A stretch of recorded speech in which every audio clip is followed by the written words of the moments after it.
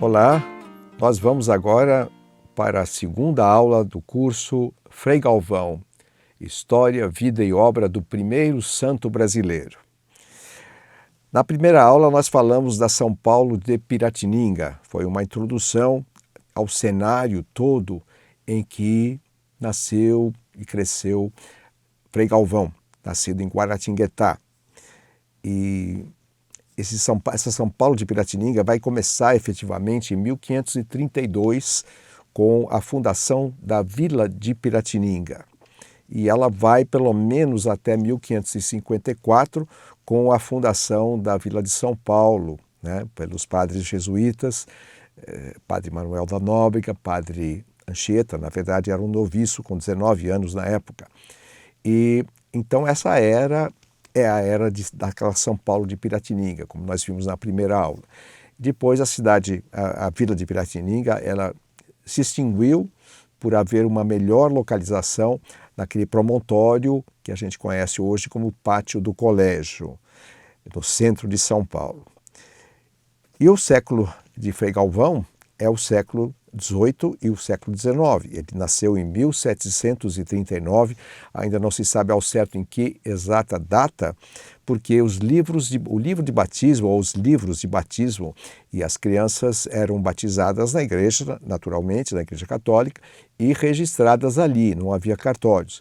E esse livro de batismo de 1739, de Guaratinguetá, ele ficou desaparecido, talvez até por conta do processo de beatificação começado em 1938, que passou por várias mãos, com franciscanos, enfim, não se sabe ao certo. O fato é que ele não existe no momento, e a irmã Célia Cadorim me disse isso, ela que foi a postuladora da beatificação e da canonização de Frei Galvão e também de Madre Paulínia.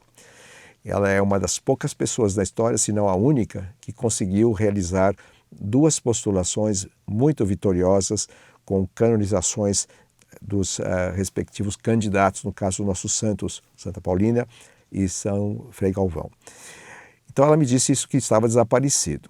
Mas ele nasce em 1739, provavelmente na casa de Frei Galvão, que é conhecida até hoje, foi restaurada, reconstruída e é um pequeno museu muito interessante de se visitar em Guaratinguetá, ou na fazenda da família.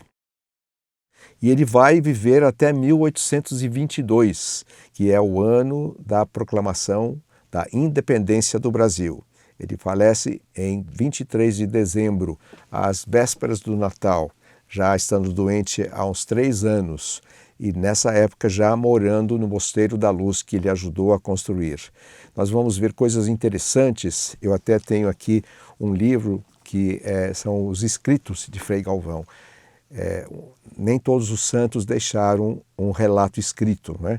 Mas ele tem aqui, nesse livro, nós temos aqui os textos originais, os manuscritos e a transcrição paleográfica para a gente poder ler com a tipografia moderna. Dá para ler também no original, não é tão difícil.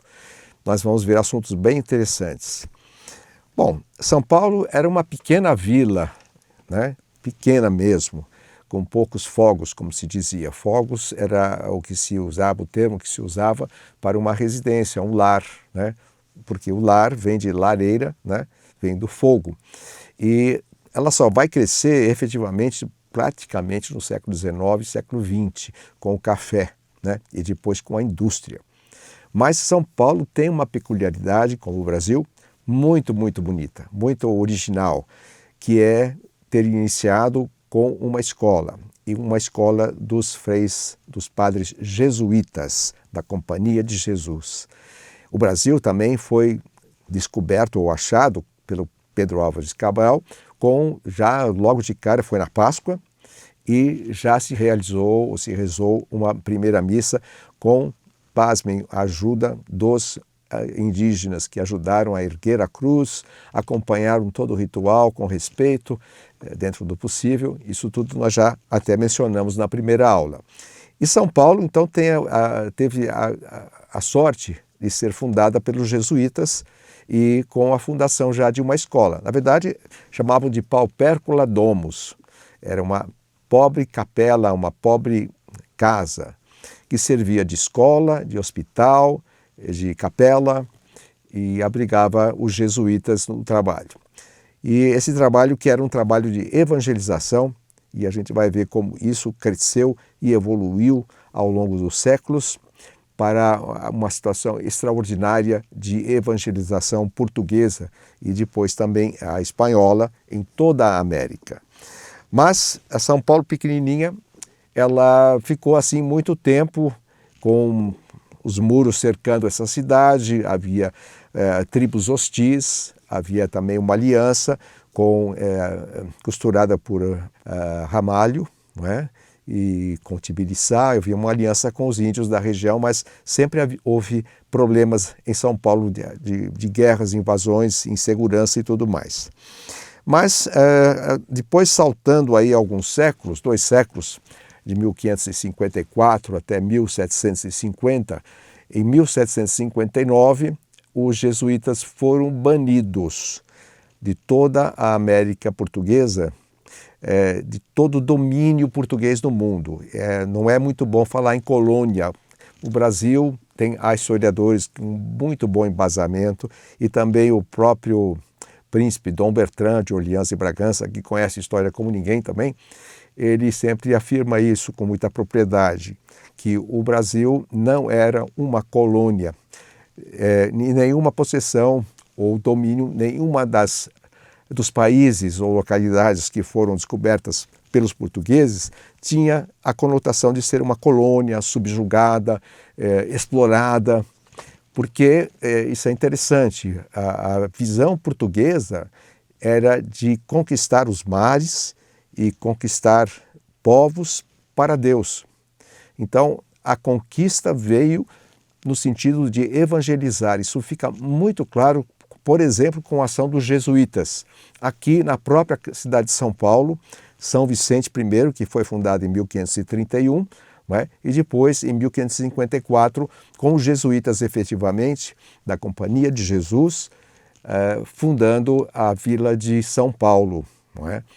E isso traz uma distinção dos outros países que também exploraram os mares, A Inglaterra, por exemplo, a Holanda, a França e a própria Espanha, que também era bastante católica, mas a visão era um pouquinho diferente ou bastante diferente da portuguesa.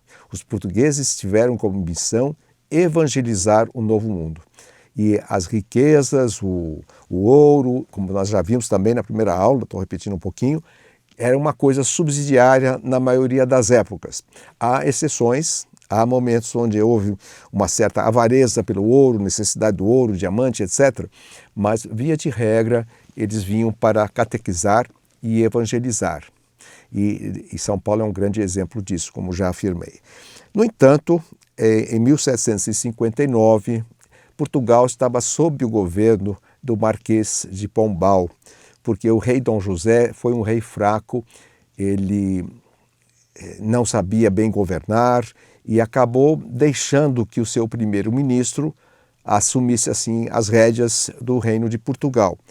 E é uma história bastante complicada, e é um assunto para outro curso. O Marquês de Pombal, ele era maçom e ele acaba vendo nos cristãos, nos padres jesuítas especialmente, uma forma de poder que ele não gostou.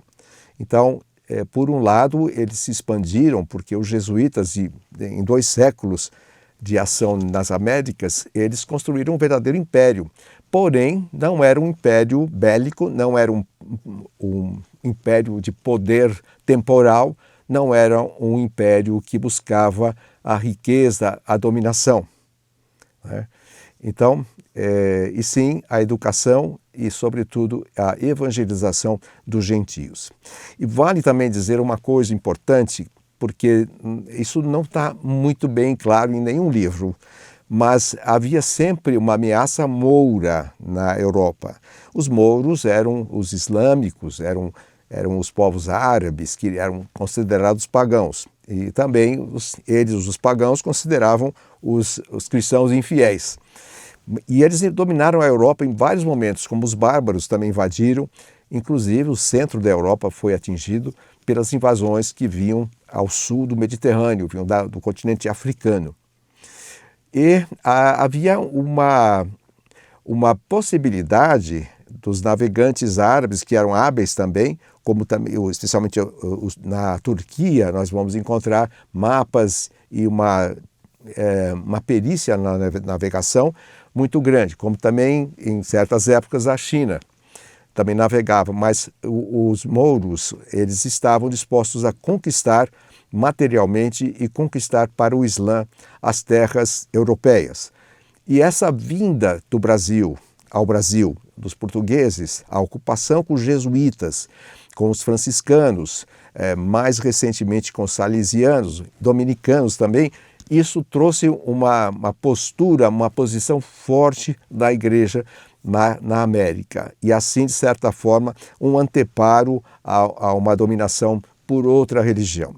Se não houvesse havido o descobrimento do Brasil pelos portugueses, nós não sabemos exatamente o que seria, mas é possível que houvesse não só uma fragmentação do território brasileiro, como também uma influência dessas outras etnias, dessas outras crenças, enfim, isso tudo faz parte da história. Mas enfim, voltando aqui ao Marquês de Pombal, ele sobreviveu, estava ali no episódio importante que foi o terremoto de Lisboa de 1755, no dia 1º de novembro, dia de Todos os Santos daquele ano. Portugal e toda a costa ali, todo aquele perímetro, a costa do Mediterrâneo, sul da França também, foi abalado por um terrível terremoto, mais forte que se tem notícia, e as ruas de Lisboa oscilavam como lençóis, subiam, desciam, o mar subia, descia, o mar recuou, deixando ver ali na costa embarcações naufragadas de outras épocas, enfim, e com os tremores, a derrubada do patrimônio edificado, surgiram incêndios.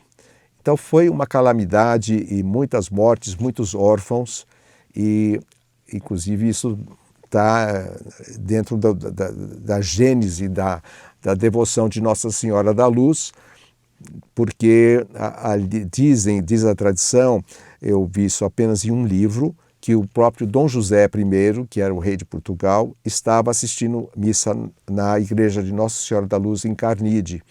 E ele foi salvo, a igreja ruiu parcialmente, eles foram salvos e a família, inclusive, foi viver em tendas, fora de edificações.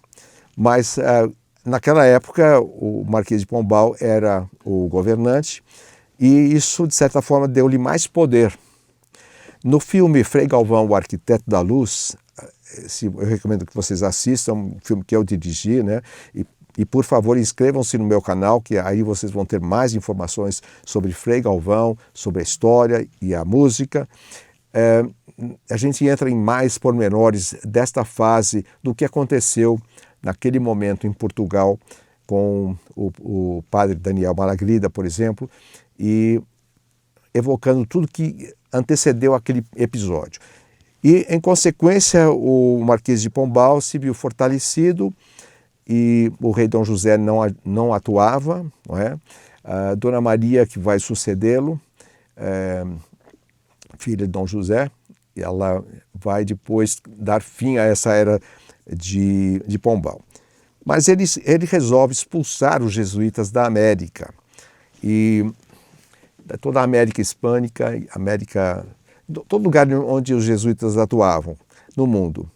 E, em consequência, as escolas sofreram muito, porque a educação dos jesuítas era a melhor que havia no Brasil, né, em outros locais, porque eles se expandiam.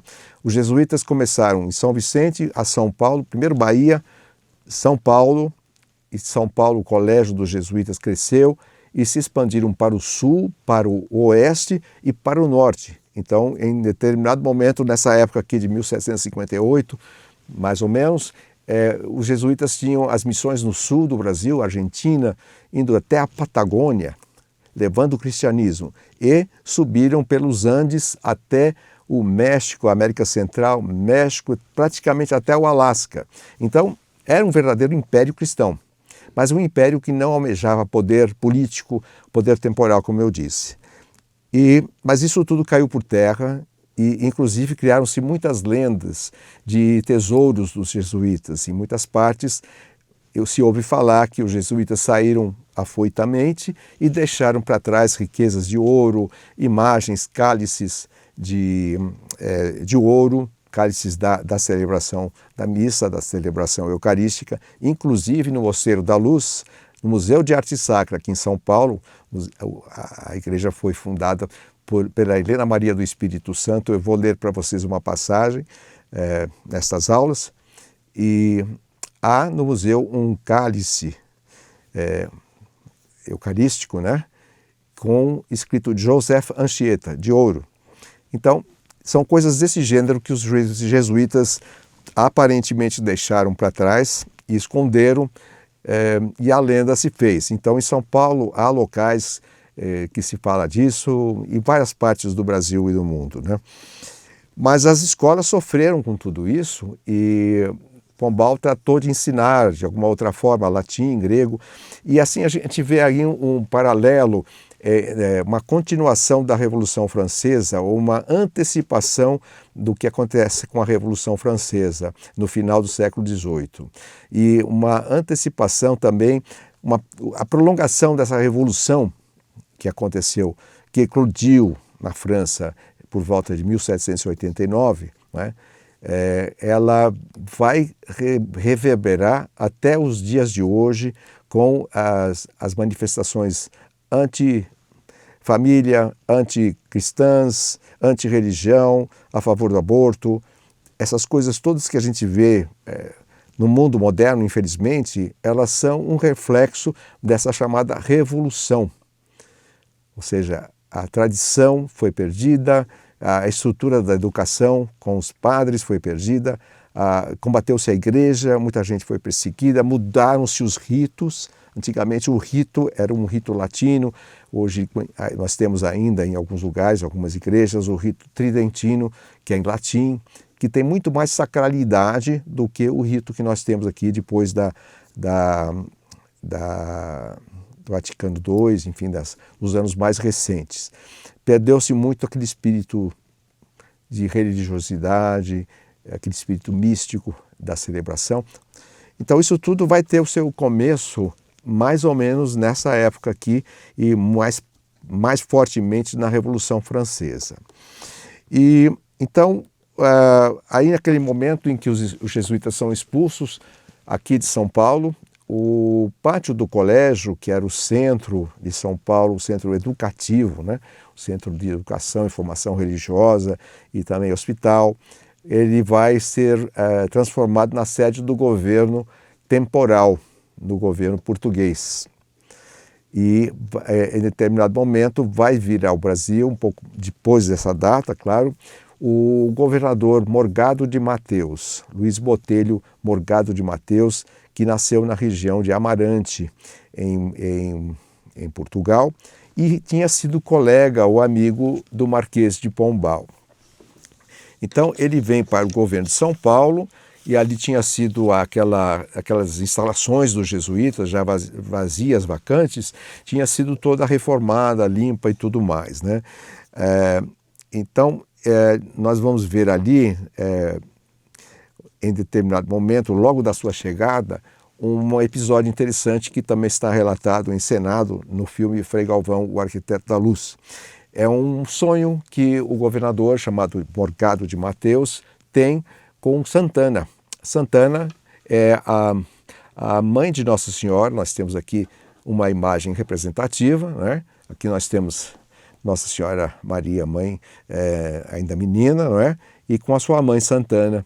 E tradicionalmente se fala que ela ensinou sua filha Maria a ler. Então parece, os santos as imagens sempre têm uma identificação do carisma ou do principal aspecto assim da vida que pode ser colocado numa estátua nas mãos. Então nós vemos o livro aqui e a Santana educando a sua filha Maria, mãe de Jesus, né?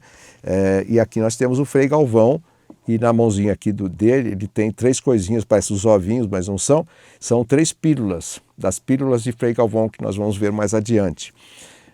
Então, o Morgado de Matheus tem um sonho com Santana, que ela aparece tristonha, desagradada, e lhe fala que uma imagem devocional dela, uma estátua, tinha sido retirada do altar da igreja, porque havia uma capela, uma igreja que existe até hoje, e depois eu vou explicar um pouquinho do que é essa edificação de hoje. E essa imagem estava jogada num canto, num porão da igreja. E ele acorda com esse sonho na cabeça e imediatamente ele pensa, nossa, mas aqui foi tudo limpo, revirado, está tudo novo, reformado. Não tem nenhuma imagem. Mas procurando, dito e feito, encontraram num cantinho uma caixa com esta imagem de Santana, né? E ela estava virada, meio que apontando para o 7º altar, 6º ou 7º altar da igreja. E logo em seguida, o Morgado recebe uma notícia da região do Paraná, que naquela época era tudo província de São Paulo. A província de São Paulo era ampla, alcançava o Paraná, alcançava Minas Gerais, e uma notícia muito alvissareira, como se dizia antigamente, não é? Do encontro de ouro, numa região do rio Tibagi. E, a propósito, São Paulo estava quebrada naquela época. O governo não tinha fundos, não tinha dinheiro. E essa notícia do encontro do ouro foi uma coisa que despertou bastante alegria aos paulistas, ao governo e à população também. Então chegou essa notícia e chegou o encontro da imagem de Santana. Então o Morgado, que era muito católico e tinha devoção a Santana, como também a Nossa Senhora dos Prazeres, uma devoção mariana, né? Ele não só entroniza, pede para entronizar novamente a imagem de Santana na igreja, como ele promove festas. E aí, né, no espírito português festivo, estava perto o dia de São Luís, e ele seria o nome dele também, né? Luís Botelho, o Morgado de Matheus. Então ele manda fazer festas em São Paulo, festas que duraram 9 dias, com fogos, com música, aquelas coisas gostosas que o Brasil ainda tem em algumas regiões, principalmente no interior. Então foi comemorada essa grande vitória e a fundação de uma academia de letras, que é a primeira de São Paulo, chamada de Academia dos Felizes, né? Eu estou saltando um pouquinho na frente aqui, porque nós já estamos aí em 1760 e qualquer coisa, né? E um exercício que eu peço a você é pesquisar no Google, na internet ou nos livros as datas exatas e fazer um resumo. Nós vamos ter uma cronologia no final das aulas, com as datas mais importantes, mas pesquise cada um desses itens para você conhecer melhor essa trajetória histórica, né? Então foram 2 felizes achados. Eu acho que a razão do nome não é essa, porque há outras academias dos felizes. Eu acho que eram felizes porque cultuavam a literatura, a história. E o Frei Galvão foi convidado a participar. E ele fez inúmeros poemas em latim, em homenagem a Santana. Ele também era poeta, ele era muito culto. Nós vamos ver como é que ele adquiriu essa cultura. E sempre havia uma primeira récita, uma primeira parte desses recitais, desses saraus ou tertúlias poéticas, em que se elogiava o governador. Então isso era uma praxe e que durou até relativamente recentemente, época mais recente no Brasil. Mas aí foi fundada a Academia dos Felizes e eu quero comentar um pouquinho sobre o pátio do colégio, assim conhecido até hoje, que é a primeira edificação de São Paulo, a São Paulo de Piratininga, né, que é a Vila de São Paulo, não é a Piratininga, que nós já vimos na aula anterior, que tem uma outra história, inclusive esse assunto vasto para a gente comentar em outros cursos. Mas ali foi o Colégio dos Jesuítas, foi ampliado para ter vários jesuítas, e escola, e igreja e tudo, e depois ele foi ocupado pelo governo português, na época do Marquês de Pombal, Dr. Sebastião. Então, e depois, posteriormente, ele foi demolido no século XX, no começo do século XX, demoliu-se a edificação antiga, a igreja estava caindo e por uma infelicidade acabou sendo demolida. Demoliram-se a igreja e as edificações quinhentistas que nós tínhamos em São Paulo. Só sobrou praticamente uma parede.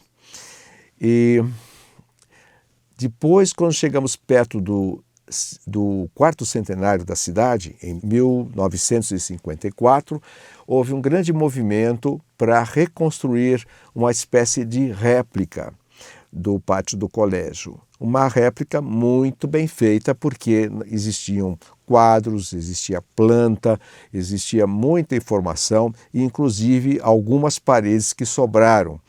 E foi o que aconteceu, sendo inaugurado alguns anos depois, e hoje São Paulo tem essa beleza que é o pátio do colégio, com a igreja, com algumas peças originais, inclusive tem relíquias do Padre Anchieta, que você pode visitar e conhecer, e tem um museu também interessante, com peças muito antigas da cidade de São Paulo.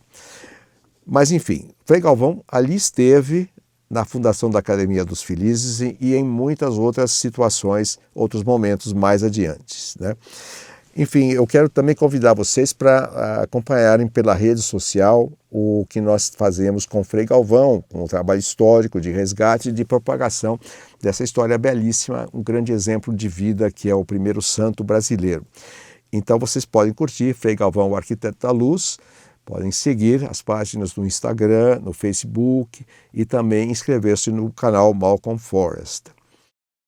Como eu disse, São Paulo era uma cidade pequena, o interior de São Paulo era progressista, com lavoura, e o que estava muito expandindo na época era a prospecção, a mineração de pedras do ouro, principalmente por Minas Gerais. Então, o pai de Frei Galvão era um homem mais rico da província e ele tinha lá em Guaratinguetá uma série de serviços comerciais com tropas e mulas e outras coisas assim. E existem cartas do pai do Frei Galvão, também chamado de Antônio, né, que estão na Biblioteca Nacional do Rio de Janeiro. Então, há muitos fatos e fatores que podem ser pesquisados, não só pela internet, mas também em visitas presenciais. Agora que a pandemia está indo embora, graças a Deus, eu recomendo que todos façam um turismo histórico e conheçam esses lugares e façam a pesquisa. A curiosidade é muito importante, como eu falei já na primeira aula. Mas vamos voltar um pouquinho à infância de Frei Galvão. Nós já falamos alguma coisa na primeira aula e hoje também, mas vamos lá. Ele nasceu numa família muito, muito boa, muito católica, são muitos irmãos, inclusive a descendência dos irmãos e das irmãs de Frei Galvão é bastante grande, é muito comum se encontrar famílias, especialmente na região de São Paulo, interior de São Paulo, Rio de Janeiro, nessa região, que são descendentes de algum irmão de Frei Galvão, né?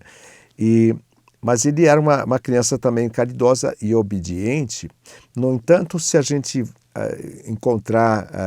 comparar com depoimentos dele adulto, já na fase madura e tudo, que ele era uma pessoa muito alegre, brincalhão, com faces rosadas, né, com os olhos muito claros, quase que verdes, né?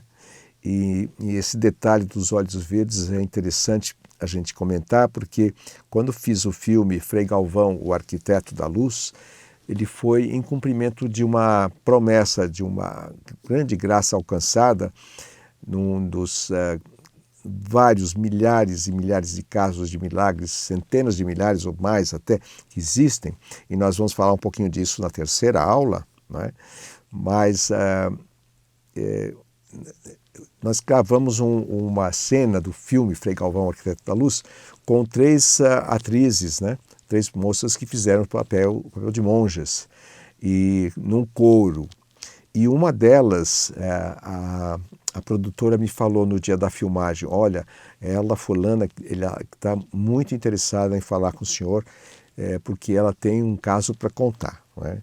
Então, depois que nós fizemos a filmagem, fomos falar com ela e até gravamos o depoimento dela. Ela disse que tinha visto o Frei Galvão em 2 ocasiões, uma vez numa igreja, num círculo de oração, e outra vez dentro de um avião, né?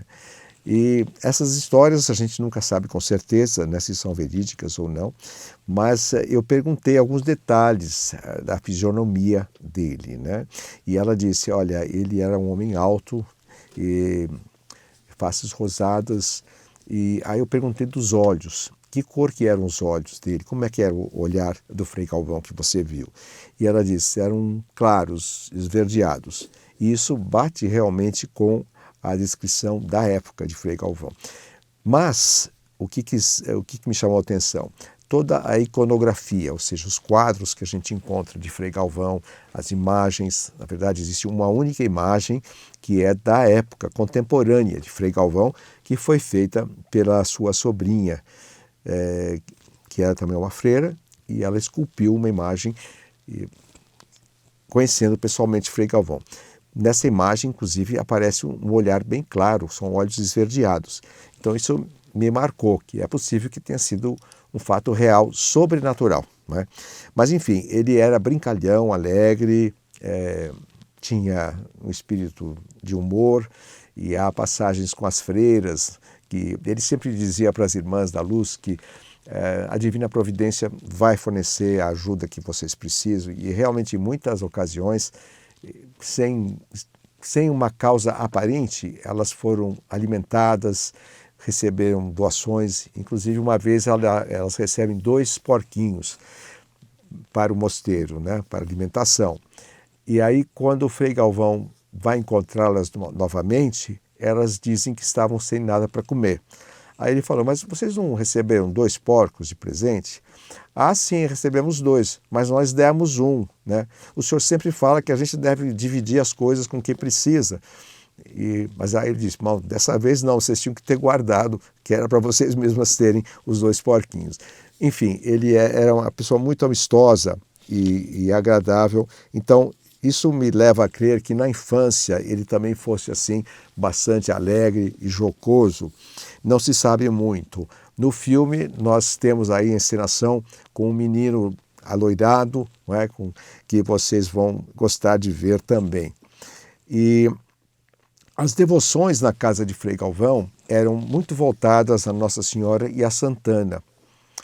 E eu já relatei um episódio na primeira aula, da encontro de um documento atrás do altar do oratório que tinha entronizado a Santana. E é muito curioso porque liga-se com o fato que eu relatei nesta aula do Morgado de Mateus ter sonhado com Santana aqui no pátio do colégio, que era a sede do governo, e encontrado a imagem. No sonho ela fala que há uma imagem jogada lá, que tinha sido tirada do altar, e eles efetivamente encontram essa imagem. Agora, onde está essa imagem hoje é uma boa pergunta, né? Uma parte, eu vou dando assim informações para vocês da história mesmo, né? Uma parte desses santos, dos apetrechos, enfim, e tudo que havia na igreja antiga do pátio do colégio, quando houve a demolição no começo do século XX, final do século XIX, foram levadas para outra igreja. Estão hoje numa igreja na rua Jaguaribe, em Santa Cecília. Acho que é a igreja do Sagrado Coração de Maria, o Imaculado Coração de Maria. Lá existe uma Santana no alto do altar, que não me foi possível investigar, gostaria de saber melhor, que pode ter vindo do pátio do colégio e ser justamente essa Santana, ou estaria em outro lugar. Mas enfim, a devoção que a família tinha por Santana, que também não é uma coisa rara, mas muito forte. E depois o encontro dessa imagem pela equipe do Morgado de Mateus, no pátio do colégio, e o nome que ele adota. Frei Galvão vai adotar o nome religioso, né, de Santo Antônio de Santana, justamente por essa devoção, Galvão. O nome dele era Antônio Galvão de França. sobrenomes que vêm dos pais, né? E a mãe era descendente de uma raiz Bartira e João Ramalho, uma matriz paulista por excelência, né? 400 anos, como se dizia, e o pai era nascido em Faro, em Portugal. E nós estamos aí celebrando os 200 anos, o bicentenário de Frei Galvão, em 1822 a 2022, e vai continuar para 2023, as comemorações que estão acontecendo. Aproveitando, falando um pouquinho disso, há muitas coisas acontecendo no Santuário de Frei Galvão, no interior de São Paulo, lá em Guaratinguetá, um santuário muito bonito, e nós estamos realizando, além do curso, uma série de podcasts com convidados que vão conversar, falar dos milagres, falar de situações históricas, comparando com a situação do Brasil de hoje, né? O que acontece hoje que não acontecia antes e se estamos melhor ou pior nesta situação da religião, da fé, né? Enfim, falando então da infância e das devoções, Santana e Nossa Senhora são grandes devoções que nós temos no Brasil e não era diferente no caso de Frei Galvão. Bom, ele cresce nesse ambiente de muita religiosidade, muito respeito, cultura, e aos 13 anos ele vai estudar na Bahia. O irmão dele já estava lá no famoso seminário de Belém, dos jesuítas. A ideia dele era se tornar um jesuíta, porque era talvez uma ordem de muita cultura, de muita ação, né? E de expansão. E lá em Belém ele tem mestres importantíssimos, era uma escola jesuíta que ensinava de uma forma admirável os alunos, não é? Tanto é que 2 santistas, nascidos aqui em Santos, em São Paulo, foram para o seminário de Belém, lá perto de Cachoeira, na Bahia, e lá estudaram e se tornaram 2 grandes nomes da história luso-brasileira. Um deles é o Bartolomeu de Gusmão, né, que criou o primeiro balão de ar quente, os balões de São João, que as crianças brincaram tanto, que hoje estão proibidos, mas ainda há, é uma invenção de Bartolomeu de Gusmão. E o irmão dele é Alexandre de Gusmão, que é conhecido como o maior diplomata das Américas e é patrono da diplomacia brasileira. Ele fez o Tratado de Madrid, foi ele o articulador desse Tratado de Madrid entre Portugal e Espanha, que expandiu, de certa forma, e manteve a grandeza territorial do Brasil. Então, para ter uma ideia da formação, esses são 2 exemplos e sem dúvida, haverá outras pessoas que foram muito, muito bem formadas nesse seminário lá na cidade de Cachoeira, na Bahia, naquele tempo. E é curioso, então, que também Frei Galvão toma contato com a arquitetura interessante que havia nas igrejas da região, inclusive uma cúpula octogonal de uma igreja, e ele vai aplicar esse modelo numa das construções que ele faz em São Paulo, porque ele vai ser considerado o padroeiro dos arquitetos e também dos construtores. Aliás, o Santo Frei Galvão tem uma série de atributos e de patrocínios a várias pessoas, níveis dos idosos, dos muito idosos, longevos, das crianças, dos recém-casados, das parturientes.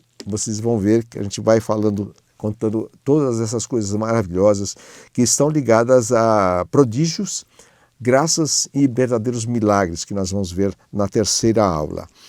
Então ele vai para o seminário de Belém, o irmão já estudava lá, e aí ele volta 3 anos depois. A mãe dele já tinha falecido em Guaratinguetá, ele não encontra a mãe viva, e o pai informa que os jesuítas estavam sendo expulsos, que ia acabar a ordem jesuíta, né? Então, nesse ponto, ele vai ter que mudar a sua trajetória religiosa, porque não poderia mais seguir com os jesuítas, né? Eu queria também ressaltar, além desse aviso do pai dele, que a importância que os mosteiros tiveram, e hoje em dia, infelizmente, isso está bastante perdido. Nós podemos ainda encontrar um rastro disso significativo com os beneditinos, por exemplo, os padres, os frades beneditinos aqui de São Paulo, da Igreja de São Bento. A biblioteca que eles têm, os rituais que têm, enfim, o conhecimento que se ensina, mas eram pessoas extremamente cultas e sábias que serviam para formar e dar grandes homens, né? Grandes homens. E os mosteiros é que fortaleceram muito a cristandade, desde a época medieval, dos tempos mais remotos. Nos mosteiros se concentrou a sabedoria e o estudo, e dali se evoluiu para as universidades, sempre ligadas à igreja. E isso, com essa revolução toda que houve a partir da Revolução Francesa, principalmente, começou a se perder muito rapidamente, infelizmente. Queria também lembrar que Alexandre de Gusmão, as cinzas dele, quando ele faleceu, depois de vários anos, as cinzas foram coletadas e elas estão hoje no Instituto Histórico e Geográfico de São Paulo. É uma curiosidade histórica que nós aqui no Instituto, eu sou membro, né, nós temos para a posteridade. E, enfim, o pai então o avisa que não poderia mais seguir como jesuíta e ele então vai optar por uma carreira franciscana. Não é bem o termo, mas seguir uma vida religiosa como franciscano, outro grande santo da nossa igreja, não é? E para isso ele vai estudar no Rio de Janeiro e vai se ordenar frei no convento de Santo Antônio, bem no centro do Rio de Janeiro, onde fica o Largo da Carioca. E esse magnífico convento ainda existe, graças a Deus, bem preservado, com uma igreja maravilhosa e vale a pena ser visitada também no Rio de Janeiro. E esse convento foi também um outro canteiro de sábios. Aqui em São Paulo, o Mosteiro da Luz é conhecido como Canteiro de Santas, porque é um mosteiro de monjas, né? E lá podemos dizer a mesma coisa, e se diz também que é o útero da independência do Brasil. Nós vamos ver aí mais adiante um pouquinho a questão da independência do Brasil e como que Frei Galvão participou de uma forma indireta, mas participa naquele momento histórico que é comemorado também no bicentenário de Frei Galvão. Então, Frei Galvão vai começar a demonstrar dons prodigiosos dos mais variados, nós vamos ver isso. Ele era um homem alto, ele tinha 1,90 m de altura, não é? Era sorridente, como eu já disse, e ele vai se consagrar a Maria Santíssima, que é uma tradição também com os franciscanos. Mas ele vai além dessa consagração à Virgem Maria, ele faz um documento em que ele se consagra escravo perpétuo, servidor perpétuo de Maria Santíssima. E aqui é interessante que nós vamos ver os dons que ele tem, a santidade que ele tem, os prodígios que Frei Galvão pôde fazer sempre em benefício do próximo, não é? Ou da fé. Por que ele tem esse dom excepcional? Ele assinou uma cédula de entrega total a Maria e com o próprio sangue. E a segunda personagem que nós vamos conhecer, que é a irmã Helena Maria do Espírito Santo, uma freira, também assina esse documento. Mas ele se torna escravo, declara escravo perpétuo de Maria. E com isso, ele é um servidor de Maria. E Maria, por delegação de Jesus Cristo na cruz, é a nossa protetora, a nossa mãe. Portanto, o escravo dela também nos serve, porque Maria quer servir a todos nós. Então, isso para mim explica um pouquinho dessa prodigiosa carreira, digamos assim, de dons e grandes milagres que o nosso Frei Galvão pôde realizar, né? Então, estamos aí já chegando perto do momento da situação da construção do Mosteiro da Luz. Mas antes de falar propriamente da construção do Mosteiro da Luz, vou dar uma lida aqui nesse livro, que é um dos vários que o meu amigo, o professor Armando Alexandre dos Santos, escreveu sobre Frei Galvão. E na bibliografia nós temos várias obras, outras também, que eu vou recomendar a vocês estudarem. Mas essa cronologia, essa linha de tempo, ela começa em 1739, como vimos, que é o nascimento em Guaratinguetá de Antônio Galvão de França. E em 1752, é quando ele ingressa no seminário de Belém, na Bahia, já com 13 anos. E em 55, a sua mãe faleceu, como nós vimos também, e a dona Isabel Leite de Barros. Em 57, ele regressa a Guaratinguetá. Com 16 anos, ele volta para Guaratinguetá, um pouquinho mais de 16 talvez, e é recebido pela família, não encontra sua mãe. Em 1760, ele vai ingressar na Ordem de São Francisco, como também nós vimos. E ele vai receber o hábito e inicia o período de noviciado, primeiro no convento de São Boaventura de Macacu, na capitania do Rio de Janeiro. Depois ele vai se ordenar no convento de Santo Antônio, como mencionamos, né? Que ele professa solenemente na ordem franciscana e jura dar a vida, se necessário fosse, na proclamação de Maria Santíssima, que Maria Santíssima era imaculada em sua conceição, que é uma tradição com os franciscanos. E em 1762, como eu já falei, ele é ordenado sacerdote lá no Rio e ele se transfere a São Paulo. Aí ele vai vir morar aqui na capital paulista, no convento dos franciscanos, que hoje é conhecido como a Faculdade de Direito do Largo São Francisco. E ele vai ficar aqui em São Paulo, nessa residência, durante 60 anos, embora sempre viajando muito. E é curioso também uma observação que Frei Galvão, ele viajava sempre a pé.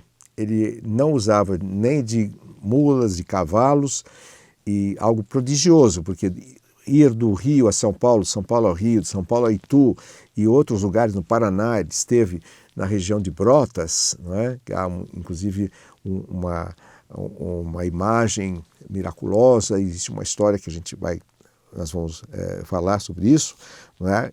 Então, como é que ele conseguia fazer esse transporte a pé? Não usava escravos, nada disso. Os escravos ele sempre tratava muito bem e, inclusive, ele abria mão das refeições. Ele oferecia primeiro, os escravos tinham que todos estar alimentados para depois ele se alimentar, assim, de uma forma muito altruísta, muito cristã. Em 1768, ele vai concluir os estudos de filosofia e teologia e é nomeado confessor de seculares. Seculares são os leigos, e pregador e porteiro do convento de São Francisco, aqui em São Paulo. Em 1769 ou 70, a data incerta, ele é nomeado confessor do recolhimento de Santa Teresa, onde ele vai conhecer então a irmã Helena Maria do Espírito Santo. Em 1770, falece o seu pai, que era capitão-mor, Antônio Galvão de França. E ele também participa da fundação, no mesmo ano, da Academia dos Felizes, como já falamos. Isso foi em 1770. Então, aí nós vamos chegar no dia 2 de fevereiro com a fundação do Recolhimento da Luz, Recolhimento da Divina Providência, com Madre Helena Maria do Espírito Santo, não é? E conhecida também como do Sacramento, Helena Maria do Sacramento. E eles são protegidos pelo governador. Então eu vou explicar um pouquinho do que acontece nesse episódio com o governador do Dom Luiz Antônio de Souza Botelho e Mourão, é o Morgado de Mateus, que nós já conhecemos. Ele era cavaleiro da Ordem de Cristo, como disse, português, e a família de Helena Maria o conhecia. Mas antes da gente entrar nesse pormenor, eu vou também ler um pouquinho aqui sobre a Helena Maria do Espírito Santo. esse livro, Os Escritos Espirituais, de Frei Galvão, ele, na parte final, ele tem os manuscritos mesmo, em facsímiles, né? E vamos ver aqui.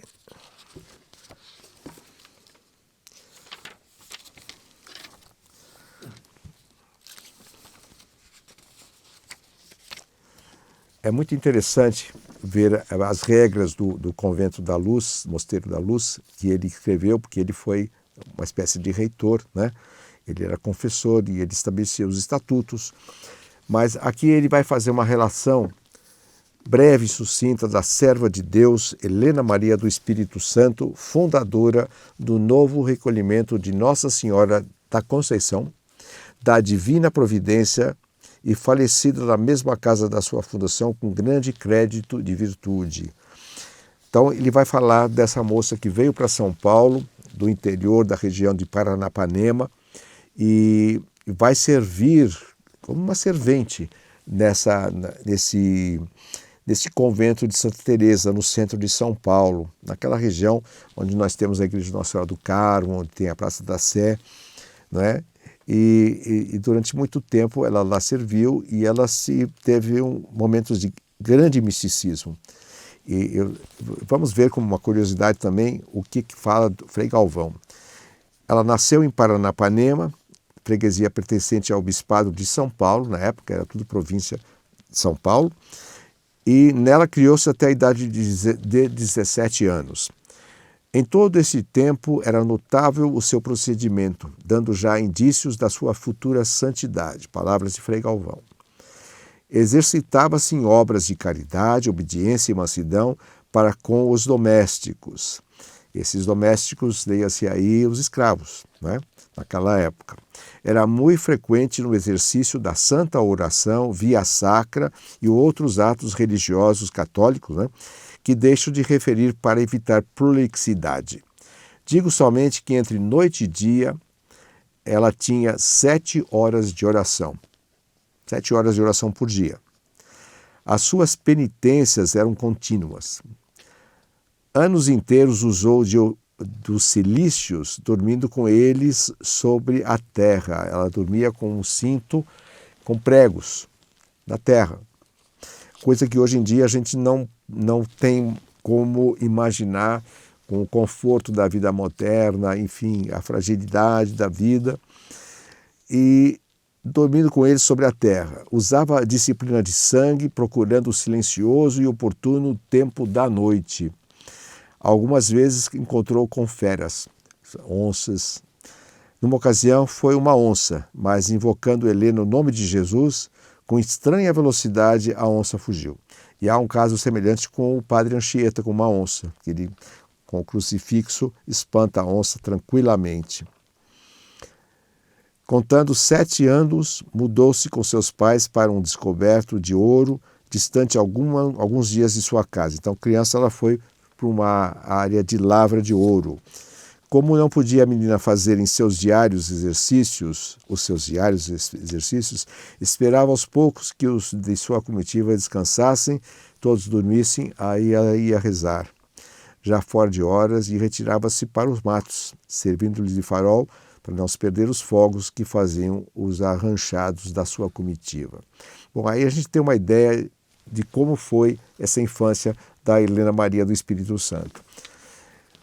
Muito mais nós vamos ter na próxima aula. Eu espero que vocês tenham gostado até aqui, que continuem conosco e que assistam o filme, inscrevam-se no canal Balcom Forest e também entrem e sigam as páginas na rede social.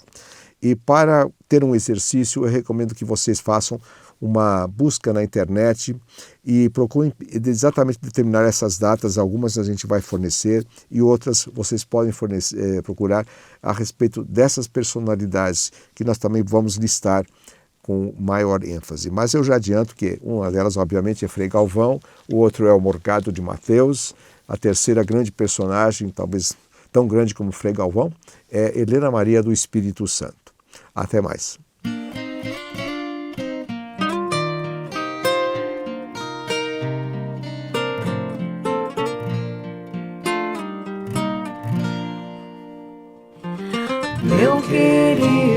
Frei Galvão.